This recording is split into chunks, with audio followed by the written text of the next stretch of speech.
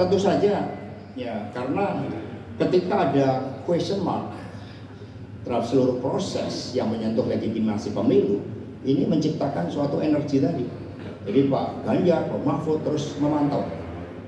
Ya, Bu Mega memantau, Pak Mardiono sampai ketemu beliau memantau, Bang Oso, Pak Haritanu dan sebagainya. Mantaunya di mana? Ya, jadi kan udah alatnya udah canggih sekarang. Mas, tadi ada pesan dari Bu Mega Mas, nah, terkait hasil quick count. Tolong dipertegas saja Mas, sama infonya kan. Ya, kalau Ibu Mega kan ya semuanya itu berjalan pada keyakinan. Sehingga itu yang kami jalani, maka mengapa PDI Perjuangan bisa survive. Meskipun kalau kita lihat film Dirty Votes itu kan ditujukan pada Ganjar Mahfud dan PDI Perjuangan. Toh kami dengan dukungan rakyat eksis. Infonya katanya Bu Mega akan bertemu dengan Surya Paloh Mas. Ini tanggapannya seperti apa? Dan infonya Prabowo juga akan bertemu dengan Jokowi di istana. Mungkin tanggapannya seperti apa? Ya, kalau info banyak lah, tapi skala prioritas sekarang mengawal suara rakyat, baik kepada PDI Perjuangan maupun kepada Pak Ganjar Mahfud. Karena pintu itu semakin terbuka. Film Dirty Vote itu menjadi pintu yang makin lebar bahwa memang ada anomali demokrasi. Berkomunikasi dengan tim 01, mereka juga akan melakukan hal yang sama. Sehingga ini tidak digabung karena di dalam proses misalnya di sidang di MK, ini akan jadi bukti-bukti material yang berbeda di mata hukum. Tetapi kami membuka terhadap tokoh-tokoh yang terpanggil, nuraninya yang melihat adanya suatu keanehan, anomali, yang melihat lebih tepatnya anomali di dalam demokrasi kita saat ini. Sisi-sisi gelap kekuasaan yang bekerja. Sehingga dalam konteks ini, apa yang terjadi justru membangunkan suatu spirit bagi PDI Perjuangan dengan seluruh kader-kadernya untuk membuka berbagai anomali yang menyentuh legitimasi dari pemilu itu. Ya tentu saja, karena PDI Perjuangan ini taat asas, kami berdisiplin. Maka tadi kami katakan ini overshooting. Jadi termasuk di kandang-kandang PDI Perjuangan menunjukkan suatu hal yang sifatnya anomali. Meskipun banyak mengatakan ya bansosnya kita melawan suatu institusi bansos, institusi kekuasaan yang dikerahkan segala cara dengan maksud untuk memperpanjang jabatan kekuasaan itu. Ini kan walaupun QC sendiri belum bisa dijadikan pegangan, bagaimana dengan legitimasi pemilu nanti kalau bisa 02 dilantik dan bagaimana dengan kepercayaan masyarakat ke depannya? Ya itu suatu realitas.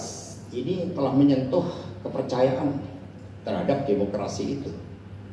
Ya kalau kita lihat tahun 97 ketika overshooting dilakukan manufacturing terhadap hasil-hasil pemilu dengan berbagai rekayasa proses, apalagi ini dari hulu dan ke hilir, maka ini juga menimbulkan suatu potensi-potensi kerawanan ketika pemilu yang tidak kredibel karena dari hulu hilir terjadi berbagai persoalan-persoalan itu kemudian nantinya dipaksakan. Maka kami terus mencermati sehingga tim khusus itulah yang nanti akan membuka dan merekrut ya seluruh pihak-pihak yang terpanggil di dalam menjaga konstitusi kita, di dalam menjaga demokrasi dari rakyat.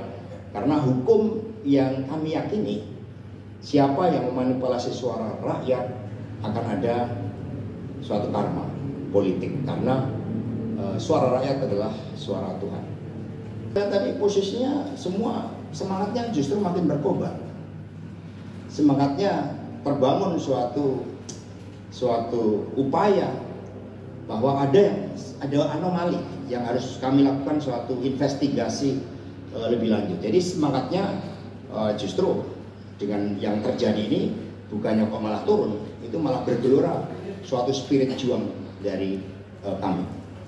Mas, itu ya. Terkait anomali tadi, apa ini kan PDIP ingatnya bakal terjadi juga nanti di pilkada, apa ini kita pilkada sebentar? Ya jangan pilkada dulu lah. Kalau ini tidak bisa kita bereskan, bagaimana kita bisa mengharap suatu proses sampai dilanjut? Teman-teman pers juga memiliki suatu catatan bukti-bukti material Hanya saja kan proses transformasi informasi ke bawah inilah yang kemudian mengalami berbagai hambatan-hambatan akibat skenario engineering di dalam pemilu tersebut. Dari hulunya kita nampak ya ketika manipulasi hukum di MK itu dilakukan. Ini kan disuarakan begitu banyak pihaknya, mungkin belum menjadi suatu kesadaran dari arus bawah. Tetapi dengan melihat pelaksanaan kampanye, kemudian film Dirty Vote yang menggambarkan potret yang sebenarnya dari apa yang terjadi, ini justru akan menjadi suatu bola salju.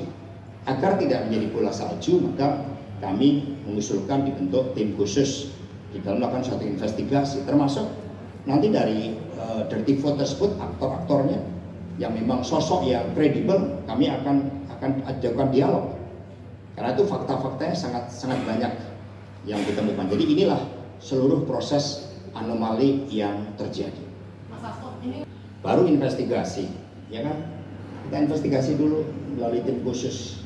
Mas, sejauh ini Karena siapapun sekali lagi, Pak Harto yang membangun legitimasi dan legalitas dengan struktur yang sangat solid pun itu akhirnya juga diterpa oleh sejarah sehingga terjadi the end of new order dari kekuasaan otoriter itu. Maka itu yang kami lihat, dan itulah yang sebelumnya direplikasi dari hulu ke hilir dalam seluruh pelaksanaan pemilu itu. Maka pasti akan muncul skenario dari pihak yang membangun hegemoni, karena ini kan pada dasarnya tidak hanya dalam diskursus, tapi di dalam menggalang kekuatan politik. Nanti pengalaman kami akan muncul, wah kenapa harus dibentuk tim investigasi, tidak mau menerima kekalahan. Wah itu pasti suara-suara yang akan muncul.